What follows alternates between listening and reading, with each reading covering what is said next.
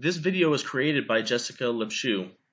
It is very rare, and I'm sure many of you have experienced this before, where one video takes you off of the fence on a topic, something you may have been observing and you did not know about, you weren't sure about, and it pushes you one way or the other. I understand that I'm not an astrophysicist, okay? But in my job, I do a lot of geometry. It's this point, that point. What's the waypoint or the elevation? Up, down, left, right. Multiple points, 15 points. Where do they converge? Where do they? I think you see my point. Okay. You might think that that has nothing to do with being able to do math in a astronomical sense. Math is math. Okay. All right, guys. And this video really impacted me, and I really wanted to share it with you. I'm going to go ahead and let these NASA scientists give their analysis on this new information that they're sharing about Planet 9 or Nibiru or Planet X. And I'm going to let them go ahead and dig their own hole. And then at the end, I'm going to go ahead and let you know what it is that I'm seeing and hearing, because this impacted me in a big way. I called Rich Guz right away, and I'm like, Rich, I have a problem here. I have a problem. And called a couple other people, and I'm like, we have a major issue. And Rich understood exactly what I was saying. He finished my sentence. Bravo. Bravo. Anyways, let's go ahead and play this. I apologize for running my mouth for so long. Let's do this. Thank you, Jessica. If Planet X is out there, we'll find it together. Or we'll determine an alternate explanation for the data that we've received so far.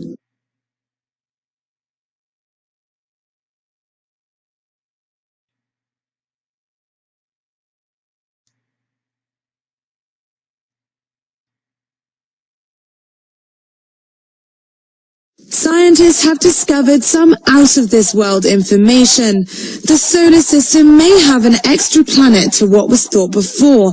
According to research, it's thought to be about 10 times bigger than Earth and would make it the 9th planet. We found that the only explanation we can come up with for some very strange behavior at the edge of our solar system is that there's a giant planet, a planet that's 10 times the mass of the Earth, that is much further out than Neptune on this very elliptical orbit. Computer simulations show that the mystery planet, if it exists, would orbit about 20 times further away from the Sun than Earth. However, so far, the planet hasn't yet been observed directly. We haven't seen it yet, but we've seen its gravitational influence on the outer part of our solar system. So we know it's there. We're starting to look.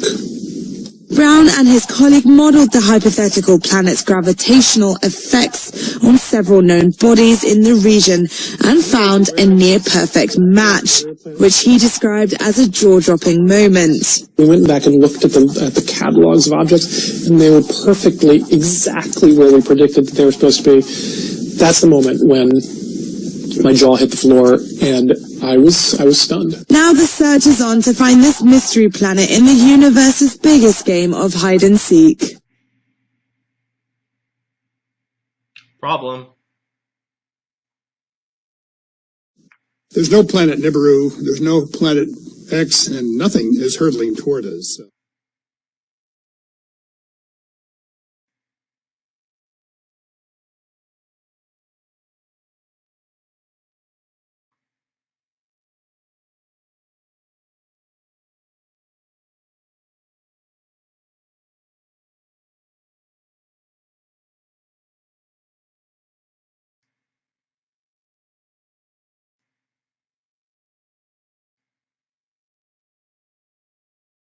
What we have discovered is that numerous features of the Kuiper Belt, a field of icy debris beyond the orbit of Neptune, can be understood if the solar system possesses an additional 9th planet that resides well beyond. Who is this guy? Excuse me. He is the, sorry, it's off the screen, Assistant Professor of Planetary Sciences. It doesn't see. Yep, that's it. Continue. An additional 9th planet that resides well beyond the orbits of the known planets.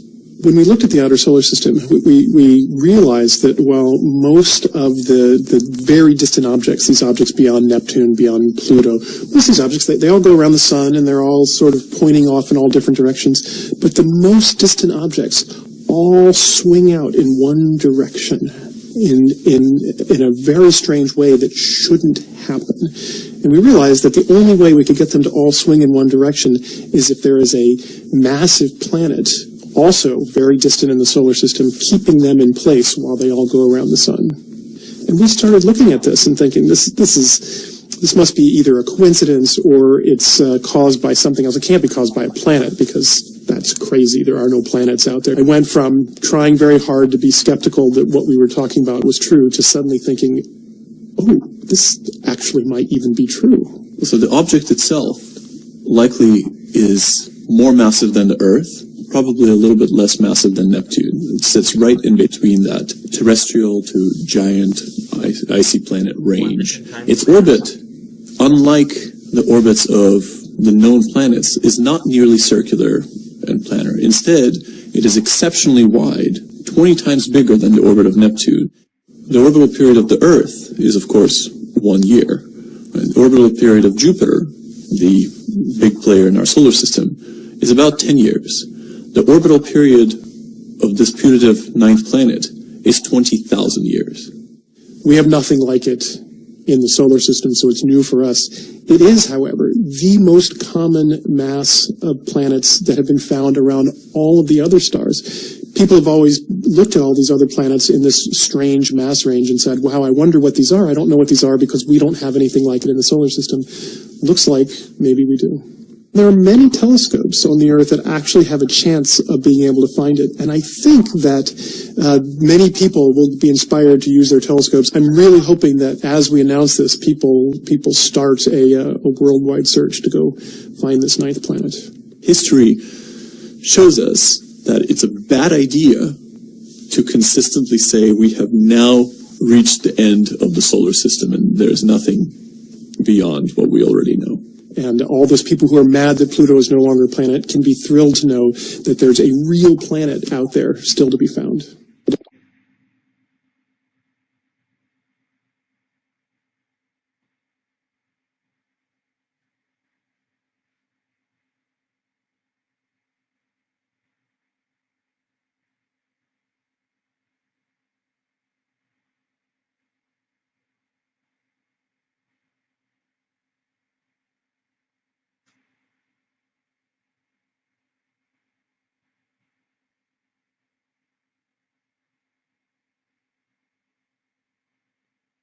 Yeah, and I'm going to go ahead and let that run through. So, yeah, good job.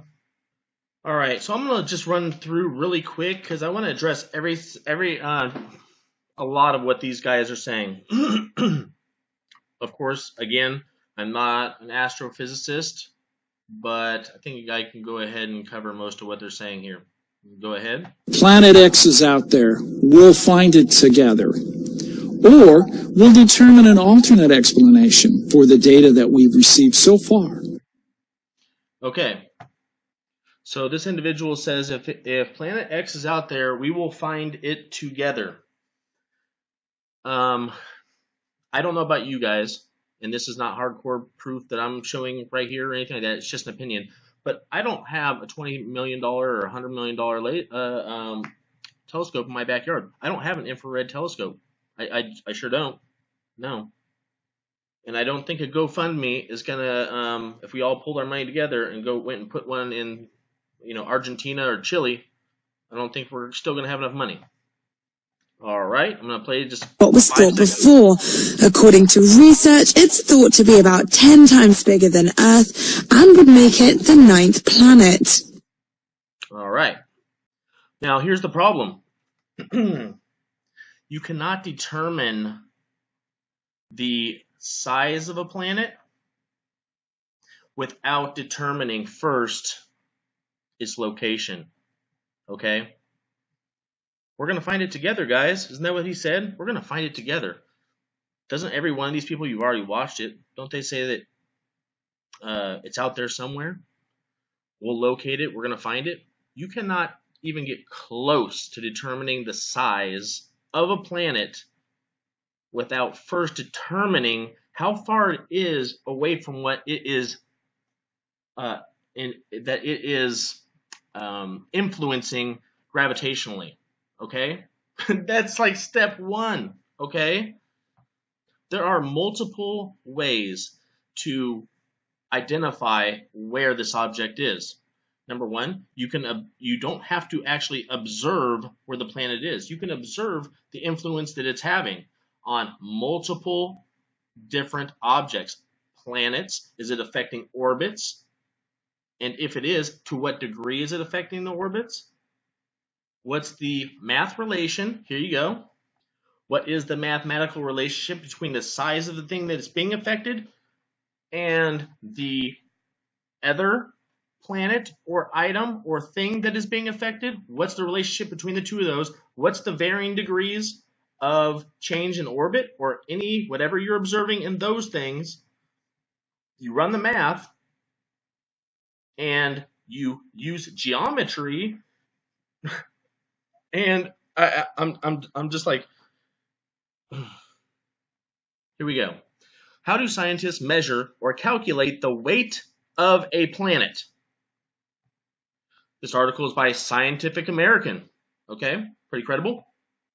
So a sheet metal worker from San Francisco, from California. Okay, I work in San Francisco.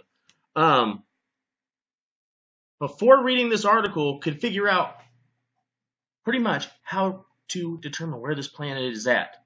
But we have Barry Leonard here, a geophysicist at the University of Hawaii, provides the following explanation. We start by determining the mass of the Earth. Sir Isaac Newton, law of universal gravitation tells us that the force of attraction between two objects is proportional the product of their masses divided by the square of the distance between their centers. Okay, their centers of mass. To obtain a reasonable approximation, we assume their geographical centers are their center of mass. So I'm not going to go ahead and read this whole thing.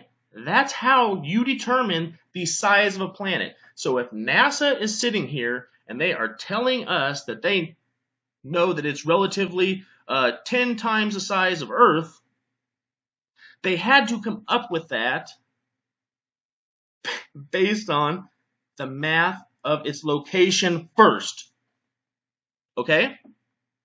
I really apologize that this is taking more than 13 minutes to show you guys. But to me, this is a very important video. I am so happy that Jessica shared this because I don't know why. Certain things click for certain people, and this one did it for me. Okay? As soon as I saw it, I was listening to this video in the background, and when I was reading some other stuff, and I was like, wait a minute, what did that guy just say? And I had to watch it 3 times. I'm like, are they really all just saying this?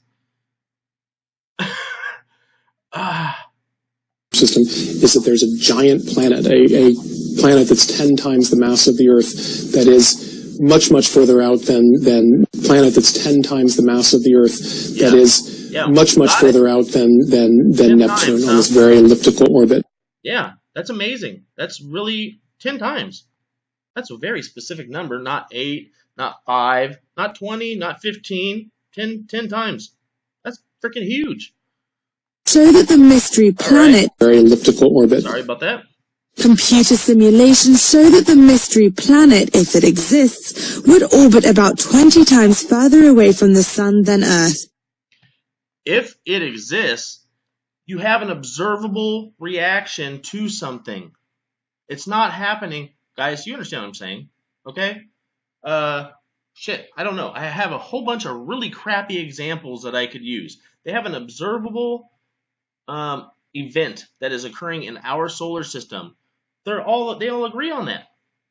They're agreeing that they know the damn orbit. They know the damn crap. What's the word? Yes, it's just orbit. They have an exceptionally big or wide oval orbit. They know the size. They're all saying 10 times, except for the one idiot that say there's nothing out there or anywhere. Oh, okay, then why are you guys observing changes in our solar system and tilt in our Earth right now that is occurring and nothing's causing it? These people are all liars, okay? Liars. If what each one of them is saying, and they're pretending like math is not math, okay? You can't take 1 plus no other number at all and equal 2, okay? They just took the 1 out and then they presented it to us like we're a bunch of dumb shits. Observe directly. We haven't seen it yet, but we've seen its gravitational influence on the outer part of our solar system. So we know it's there. We're starting to look. You don't need to fucking look, excuse my language, everyone, because and I know I keep saying this, they could not have come up with the size without the location. They don't need to see it. I feel like should I be a professor at Caltech? I'll walk in there and be like, hey, I don't understand any of your fucking math at all, okay? But I know basic geometry. I'm a sheet metal worker in freaking California. And here's your guys' first assignment. It's basic geometry, okay? Basic geometry. God. Modeled the hypothetical planet's gravitational effects on several known bodies in the region and found a near-perfect match. Near-perfect match. I'm sure Caltech doesn't have a $400 laptop like I have, right? They're not working with like an HP that's, that struggles to, it's like got 2 processors or whatever the hell, right? Caltech, I'm pretty sure that they got some bomb crap over there, okay? So their Caltech, their computer models are saying it is a near perfect match. You can't have a yin without a yang. You can't have a green light without a red light, Well, there is a yellow, but whatever. You got to have an up to have a down. People, they know exactly where this thing is at. Why are they lying to you? I was on the fence this morning. I saw this video. I'm off the fence. 100%. 100%. Why are they lying? Why is everything happening? Why are they starting all these conflicts? Why are they building tunnels? Why are people like Rich saying that many truck drivers are delivering food? I know that many of you already know this stuff. I'm newly awake to this Nibiru thing that I just woke up to right now, today, and I'm excited. And I want other people to realize that this is not some bullshit, okay? All these people in this video are lying to you. And, I don't know, maybe there's a math genius out there. Prove me wrong, okay? If I'm wrong, I'll do a video and I'll be like, hey guys, I'm the biggest idiot in the whole fucking planet, okay? I apologize. I totally tried to sell something that wasn't what it is. Okay? I'll do that. No problem. No problem. Anyways, you guys have a good, I believe we're going into the weekend, but people are going to be watching this video, for a while. So whatever day it is, you have a good one. Enjoy the days that we have, because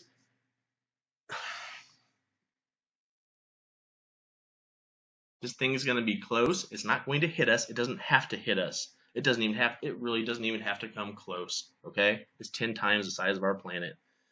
It's 10. It's time we wake up, because they're going to lock those fucking doors on those big-ass tunnels, and they're going to be like, oops, sorry about that. See you in about 5-6 months when all this hell on earth is over, and whoever's alive when they come out, well, maybe they'll patch you up. Maybe they'll throw you a freaking granola bar. Bottled water. Be like, here you go, buddy. Look like you can use water. How was it? How'd it go? How'd it go out here? Shit, we tried to call you. Yeah, the fucking phones were down, man. Yeah. You didn't get the email? Fuck. Man. Oh. Anyways, alright, you guys have a good one.